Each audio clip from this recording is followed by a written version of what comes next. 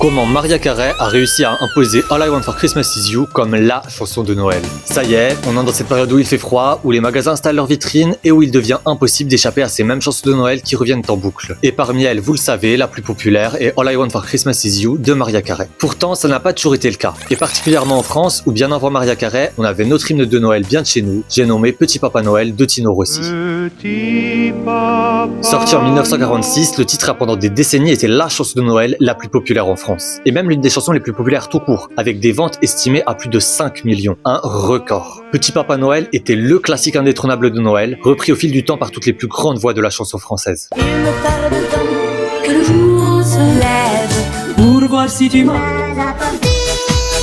Mais au milieu des années 90, une révolution se prépare. En 1994, Mariah Carey est au sommet de sa gloire. Elle vient de sortir l'album Music Box qui lui a offert avec Without You le plus gros succès de sa carrière en France.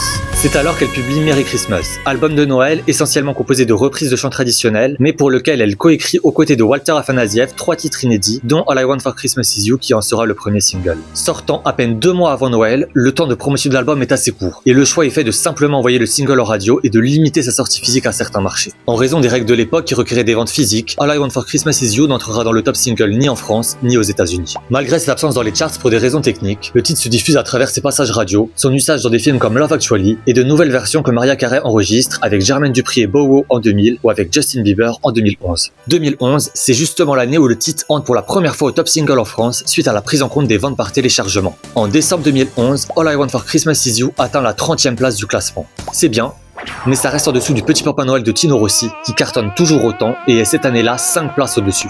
Dans les années 2010, il faut savoir que Mariah Carey n'arrive plus à convaincre autant le grand public avec ses nouveautés. Si son album de 2009 était entré en 10e place des ventes, Élusive Chanteuse n'est que 26e en 2014 et Caution, son album de 2019, ne dépasse pas la 71e place du top album. En conséquence, Mariah Carey va tout miser sur la promo de sa chanson de Noël. Nouveaux clips, films d'animation, tournées, produits dérivés, elle devient suractive chaque année en décembre, au point d'être référencée par beaucoup comme la chanteuse qu'on décongèle pour Noël. Mais la stratégie fonctionne. En 2018, All I Want for Christmas Is You atteint la première place du top single en France. Elle déglingue Tino Rossi qui n'est maintenant plus que 80e. Elle retrouve par 2 fois la première place pour Noël 2022 et Noël 2023, mais pas 2024 où elle sera bloquée par Gazo et son mythique Nanani Nanana qui laissera aucune place au chant de Noël. Le revers de la médaille est que Mariah Carey est parfois aujourd'hui considérée qu'à travers cette chanson, voire parfois qualifiée de One Hit Wonder, chose on ne peut plus éloigner de la réalité quand on voit sa carrière dans les années 90 et 2000. Bon, mais du coup, vous allez écouter All I Want for Christmas Is You cette année ou il est temps de passer à autre chose? Et sinon, quelle chanson pour la remplacer?